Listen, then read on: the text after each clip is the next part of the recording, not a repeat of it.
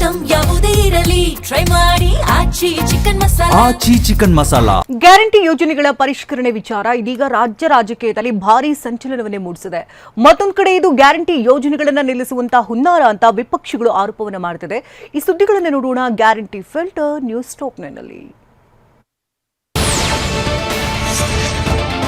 BJP Congress ಮಧ್ಯೆ ಮತ್ತೆ guarantee ಗುದ್ದಾಟ ಶುರುವಾಗಿದೆ. ಗ್ಯಾರಂಟಿ ದುರ್ಬಳಕೆ ಆಗ್ತಾ ಇದೆ ಅಂತ ಪರಿಷ್ಕರಣೆಗೆ ಮುಂದಾಗಿರುವ ಸರ್ಕಾರ ಮೃತಪಟ್ಟವರನ್ನ ಬೇರೆ ರಾಜ್ಯದವರನ್ನ ತೆಗಿತೇವೆ ಅಂತ ಪರಿಷ್ಕರಣೆಯನ್ನ ಸಮರ್ಥಿಸಿಕೊಳ್ತಾ ಇದೆ. ಈ ನಡುವೆ ಕರ್ನಾಟಕ ವೋಟರ್ಸ್ಗೆ ಮಾತ್ರ ಗ್ಯಾರಂಟಿ ಕೊಡ್ತೀವಿ ಅಂತ ಸಿಎಂ ಡಿಕೆ ಶಿವಕುಮಾರ್ ಹೇಳಿದ್ದು, ಇದಕ್ಕೆ ವಿಪಕ್ಷ ನಾಯಕ ಆರ್ ಅಶೋಕ್ ತಿರುಗೇಟು ನೀಡಿದ್ದಾರೆ. ಕರ್ನಾಟಕದವರಿಗೆ ನಾವು ಈ ಗ್ಯಾರಂಟಿ ಕೊಡ್ತಾ ಇರೋದು, ಹೊರಗಡೆ ರಾಜ್ಯದವ್ರಿಗೆ ಗ್ಯಾರಂಟಿ ಕೊಡ್ತಾ ಇಲ್ಲ. ಬಸ್ಸಲ್ಲಿ ಕರೆಂಟು ಕೂಡ ಕರ್ನಾಟಕ ರಾಜ್ಯದಲ್ಲಿ ಯಾರು ವೋಟ್ ಇದೆ ಅವ್ರು ಕೊಡಬೇಕು, ವೋಟ್ ಇಲ್ಲದವ್ರಿಗೆ ಯಾರು ಕೊಡ್ಬೇಕು, ಯಾಕೆ ಕೊಡ್ಬೇಕು ನಾವು? 2,000 ರೂಪಾಯಿ ನೋಡಿದ್ರಲ್ಲಿ ಕ್ಲಿಯರ್ ಆಗಿದೆ. ಪ್ರತಿ ಮನೆಗೆ ಪ್ರತಿ ಗೃಹಿಣಿಗೆ ಯೋಜನೆ ಅಂತ ಪ್ರಿಂಟ್ ಮಾಡಿದ್ರಿ ಕರ್ನಾಟಕ ಸರ್ಕಾರ ಮೇಲೆ. ಗ್ಯಾರಂಟಿ ಯೋಜನೆಗಳಾದ ಗೃಹಲಕ್ಷ್ಮಿ ಮತ್ತು ಗೃಹಜ್ಯೋತಿ ಯೋಜನೆಗಳಲ್ಲಿ ನಕಲಿ ಫಲಾನುಭವಿಗಳನ್ನ ಪರಿಷ್ಕರಣೆ ಮಾಡಲಾಗುತ್ತದೆ, ಆದರೆ ಯಾವುದೇ ಕಾರಣಕ್ಕೂ ಗ್ಯಾರಂಟಿ ನಿಲ್ಲಿಸಲ್ಲ ಅಂತ ಮುಖ್ಯಮಂತ್ರಿ ಸ್ಪಷ್ಟನೆ ನೀಡಿದ್ದಾರೆ. ಆದರೆ ವಿಪಕ್ಷ ನಾಯಕ ಅಶೋಕ್ ಇದು ಬದುಕಿರೋರನ್ನ ಸಾಯಿಸೋದಕ್ಕೆ ಮಾಡ್ತಿರುವ ಪರಿಷ್ಕರಣೆ ಅಂತ ಗುಡುಗಿದ್ದಾರೆ. ತರಾತುರಿಲಿ ಕೆಲವರೆಲ್ಲ ಯಾರ್ದೋ ಫೋನ್ ನಂಬರ್ ಕೊಟ್ಬಿಟ್ಟಿದ್ದಾರೆ, ಯಾರ್ದೋ ಅಕೌಂಟ್ ದುಡ್ಡು ಹೋಗ್ತಾ ಇದೆ. ನಮ್ಗೆ ನೇರವಾಗಿ ಕರೆಕ್ಟ್ ಆಗಿ ಅವ್ರ ಅಕೌಂಟ್ಗೆ ದುಡ್ಡು ಹೋಗ್ಬೇಕು. ಯಾರು ಡ್ರಾ ಮಾಡ್ತಾ ಇದ್ದಾರೆ ಅದೆಲ್ಲ ನಮ್ಮ ಹತ್ರ ಎಲ್ಲ ದಾಖಲೆ ಇದೆ. ಸೊ ಅದನ್ನ ಸ್ಟ್ರೀಮ್ ಲೈನ್ ಮಾಡ್ತೀವಿ ಅಷ್ಟೇ. ಯಾರಿಗೂ ಯಾವ ಕಾರಣಕ್ಕೂ ಗ್ಯಾರಂಟಿ ನಿಲ್ಲಿಸೋದು ನಮ್ಮ ಕಾರ್ಯಕ್ರಮ ಅಲ್ಲ. ಈಗ ಅವ್ರು ಏನ್ ಮಾಡ್ತಾ ಇದ್ದಾರೆ, ಬದುಕಿರೋರ್ನು ಸಾಯ್ಸಕ್ ನೋಡ್ತಾ ಇದ್ದಾರೆ. ಈ 2,000 ರೂಪಾಯಿ ಸಿಗದಿರ ಬದುಕಿರೋರ್ನು ಸತ್ರು ಈ ಬದುಕಿರೋರ್ನು ಸಾಯ್ಸಕ್ ಹೋಗ್ತಾ ಇದ್ದಾರೆ. ಪುಕ್ಕಟೆ ಪ್ರಚಾರ ಬೇಡ, ನುಡಿದಂತೆ ಗ್ಯಾರಂಟಿ ಕೊಡಿ ಅಂತ ಆರ್ ಅಶೋಕ್ ಆಗ್ರಹಿಸಿದ್ದಾರೆ. ಬಿಜೆಪಿಯವರು ಟೀಕೆ ಮಾಡ್ತಾರೆ, ಅವರು ಮಾಡದನ್ನ ನಾವು ಮಾಡಿದ್ದೇವೆ ಅಂತ ಸಿಎಂ ಡಿಕೆಶಿ ಕೌಂಟರ್ ಕೊಟ್ಟಿದ್ದಾರೆ. ಡಿಕೆ ಶಿವಕುಮಾರ್ ಅವರೇ, ಪುಕ್ಕಟೆ ಪ್ರಚಾರ ಬೇಡ, ನೀವು ನುಡಿದಂತೆ ನಡೆದಿದ್ರಿ ಅಂತ ಹೇಳಿದ್ರ ಎಲ್ಲ ಪ್ರತಿ ಗೃಹಿಣಿಯರಿಗೂ ನೀವು ಹೇಳಿದ ಪ್ರಕಾರ ಅವ್ರಿಗೆ 2,000 ರೂಪಾಯಿ ಕೊಡಿ ಅನ್ನೋ ಆಗ್ರಹವನ್ನ ನಾವು ಮಾಡ್ತಾ ಇದ್ದೀರಿ. ವಿರೋಧ ಪಾರ್ಟಿಯವರು ಇರೋದೇ ಟೀಕೆ ಮಾಡಕ್ಕೆ. ವಿರೋಧ ಪಾರ್ಟಿಯವರು ಏನೇ ಒಳ್ಳೇದು ಮಾಡಿದ್ರು ತಡೆಯಕ್ಕೆ ಇರೋದು. ಅವ್ರೇನು ಒಳ್ಳೇದಕ್ಕೆ ಏನಿಲ್ಲ, ಅವರು ನನಗೆ ಗೊತ್ತಿದೆ. ಅದು ಅವ್ರ ಕೈಯಲ್ಲಿ ಮಾಡೋಕ್ಕಾಗದೆ ಹೋದ ಕೆಲಸಗಳನ್ನೆಲ್ಲ ನಾವು ಮಾಡ್ತಾ ಇದ್ದೀವಿ. ರಾಜ್ಯ ಸರ್ಕಾರದ ಖಜಾನೆ ಖಾಲಿಯಾಗಿದೆ, ಸರ್ಕಾರದ ಬಳಿ ಹಣವಿಲ್ಲ, ಹೀಗಾಗಿ ಗ್ಯಾರಂಟಿ ಯೋಜನೆಗಳಲ್ಲಿ ಫಲಾನುಭವಿಗಳ ಪರಿಷ್ಕರಣೆಗೆ ಮುಂದಾಗಿದೆ ಅಂತ ಬಿಜೆಪಿ ರಾಜ್ಯಾಧ್ಯಕ್ಷ ವಿಜಯೇಂದ್ರ ಟೀಕಿಸಿದ್ದಾರೆ. ಆದರೆ ಸಚಿವ ಸತೀಶ್ ಜಾರಕಿಹೊಳಿ ಸರ್ಕಾರಕ್ಕೆ ಹಣದ ಕೊರತೆ ಇಲ್ಲ ಎಂದಿದ್ದಾರೆ.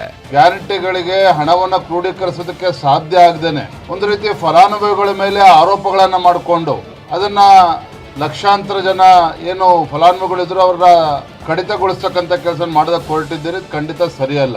ಹೌದು, ಅದರಲ್ಲಿ ಸಮಸ್ಯೆ ಇದೆ ಅಂತ ಮಾಡ್ತದೆ ಹೊರತು ದುಡ್ಡಿನ ಸಮಸ್ಯೆ ಇಲ್ಲ. ನಾವು ಉಳಿಸೋರು ಎಷ್ಟು ಉಳಿತೀವಿ, 1 ಲಕ್ಷಕ್ಕೆ 200 ಕೋಟಿ ಉಳಿಬೋದು ಅಷ್ಟೇ ವರ್ಷಕ್ಕೆ, ಅದಕ್ಕಿಂತ ಹೆಚ್ಚೇನು ಉಳಿಯಲ್ಲ. ಪರಿಷ್ಕರಣೆ ನೆಪದಲ್ಲಿ ಗ್ಯಾರಂಟಿ ನಿಲ್ಲಿಸ್ತಾರೆ ಎಂಬ ಊಹಾಪೋಹಗಳು ಹರಿದಾಡ್ತಾ ಇವೆ. ಈ ಬಗ್ಗೆ ಟ್ವೀಟ್ ಮಾಡಿರುವ ಮಾಜಿ ಸಿಎಂ ಸಿದ್ದರಾಮಯ್ಯ, ಇನ್ನೂ 2 ವರ್ಷವಲ್ಲ 2028ರ ನಂತರವೂ ಗ್ಯಾರಂಟಿ ಕೊಡ್ತೀವಿ ಅಂತ ಭರವಸೆ ನೀಡಿದ್ದಾರೆ. ಮತ್ತೊಂದು ಕಡೆ ಗ್ಯಾರಂಟಿ ಪರಿಷ್ಕರಣೆಗೆ ಮಹಿಳೆಯರು ಪರ ವಿರೋಧದ ಪ್ರತಿಕ್ರಿಯೆ ನೀಡಿದ್ದಾರೆ. ಇವರು 3 ದಿವಸಕ್ಕೆ ಒಬ್ಬೊಬ್ರು MLA MP ಇದು CM ಆಗಿ ಕೂತ್ಕೊಂಡು ಇವರು ಹೊಸ ಕಾನೂನು ಹೊಸ ಅರ್ಜಿಗಳು ಹಾಕ್ರಿ ಅಂತಂದ್ರೆ ನಮಗೇನು ಕೆಲಸ ಇಲ್ವಾ ಸರ್? ಈಗ ಅರ್ಜಿ ಹಾಕಕ್ಕೆ ಆಗ್ತಾ ಇಲ್ಲ, ನಮಗೇನು ಮೊದಲಿಂದ ಕೊಡ್ತಿದ್ರೆ ಆ ಹಣ ನಮಗೆ ಕರೆಕ್ಟಾಗಿ ಕೊಡಿ. ಅನ್ಯಾಯವಾಗಿ ಯಾರೋ ಸತ್ತೋಗಿರೋರಿಗೆಲ್ಲ ದುಡ್ಡು ತಗೊಂಡ್ರೆ ಕಷ್ಟ ಅಲ್ವಾ? ಸರ್ಕಾರಕ್ಕೆ ಕಷ್ಟ, ಅವ್ರ ಕಷ್ಟ ಆಗ್ಬಾರ್ದಂದ್ರೆ ಅವ್ರು ಎಲ್ಲ ರೀತಿ ಇದು ರೂಲ್ಸ್ ಮಾಡೋದು ಅದೆಲ್ಲ ಒಳ್ಳೇದೇ ಬಿಡಿ. ಮೃತಪಟ್ಟ ಗೃಹಲಕ್ಷ್ಮಿಯರನ್ನ ಪತ್ತೆ ಮಾಡಿ ಲಿಸ್ಟ್ನಿಂದ ತೆಗೆದುಹಾಕಲಾಗುತ್ತೆ. ಹಾಗೆ ಅತ್ತೆ ಸೊಸೆ ಇಬ್ಬರು ಗ್ಯಾರಂಟಿ ಪ್ರಯೋಜನೆ ಪಡಿತಾ ಇದ್ದದ್ದು, ಇಬ್ಬರಲ್ಲಿ ಒಬ್ಬರಿಗೆ ಯೋಜನೆ ಸಿಗಲಿದೆ. ಹೊರ ರಾಜ್ಯದವರನ್ನ ಪತ್ತೆ ಮಾಡಿ ಯೋಜನೆಯಿಂದ ಹೊರಗಿಡಲಾಗುತ್ತೆ. ಇನ್ನು ಗೃಹಜ್ಯೋತಿಯಲ್ಲಿ ವಾಣಿಜ್ಯ ಉದ್ದೇಶಕ್ಕೆ ಬಳಕೆ ಮಾಡ್ತಾ ಇರೋರನ್ನ ಪತ್ತೆ ಮಾಡಲಾಗುತ್ತೆ. ಪ್ರಾಪರ್ಟಿ ಮಳಿಗೆಗಳಿಗೆ ಉಚಿತ ವಿದ್ಯುತ್ ಬಳಕೆ ಮಾಡಿಕೊಳ್ತಾ ಇರೋರನ್ನು ಫಿಲ್ಟರ್ ಮಾಡಲಾಗುತ್ತೆ. ಇದರಲ್ಲೂ ಅನ್ಯ ರಾಜ್ಯದವರನ್ನ ಯೋಜನೆಯಿಂದ ಹೊರಗಿಡಲು ಸರ್ಕಾರ ಮುಂದಾಗಿದೆ.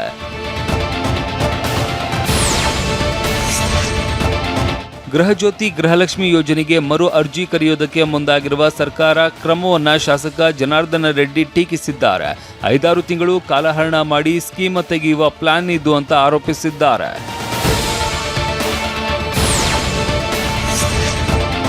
ಗ್ಯಾರಂಟಿ ಯೋಜನೆಗಳ ಉಸ್ತುವಾರಿ ಹೆಸರಿನಲ್ಲಿ ಗ್ಯಾರಂಟಿ ಅನುಷ್ಠಾನ ಸಮಿತಿಯಲ್ಲಿ ಇದ್ದ 4,580 ಕಾಂಗ್ರೆಸ್ ಕಾರ್ಯಕರ್ತರು ಸಾರ್ವಜನಿಕ 23.37 ಕೋಟಿ ತೆರಿಗೆ ಹಣವನ್ನ ಸಂಬಳದ ರೂಪದಲ್ಲಿ ಲೂಟಿ ಮಾಡಿದ್ದನ್ನ ಬಿಟ್ಟರೆ ಸಾಧಿಸಿದ್ದಾದರೂ ಏನು ಅಂತ ಟ್ವೀಟ್ ಮೂಲಕ ನಿಖಿಲ್ ಕುಮಾರಸ್ವಾಮಿ ಪ್ರಶ್ನಿಸಿದ್ದಾರೆ. ಸಿಎಂ ಡಿಕೆ ಶಿವಕುಮಾರ್ ಅವರು ಗ್ಯಾರಂಟಿಗಾಗಿ ಕೇವಲ ಮರು ಅರ್ಜಿಗೆ ಆದೇಶಿಸಿಲ್ಲ, ಬದಲಿಗೆ ಹಿಂದಿನ ಸಿಎಂ ಸಿದ್ದರಾಮಯ್ಯ ಅವರ ಆಡಳಿತ ವೈಫಲ್ಯಕ್ಕೆ ಅವರೇ ಅಧಿಕೃತವಾಗಿ ನೀಡಿದ ಪ್ರಗತಿ ಪತ್ರ ಇದಾಗಿದೆ ಅಂತ ಟೀಕಿಸಿದ್ದಾರೆ.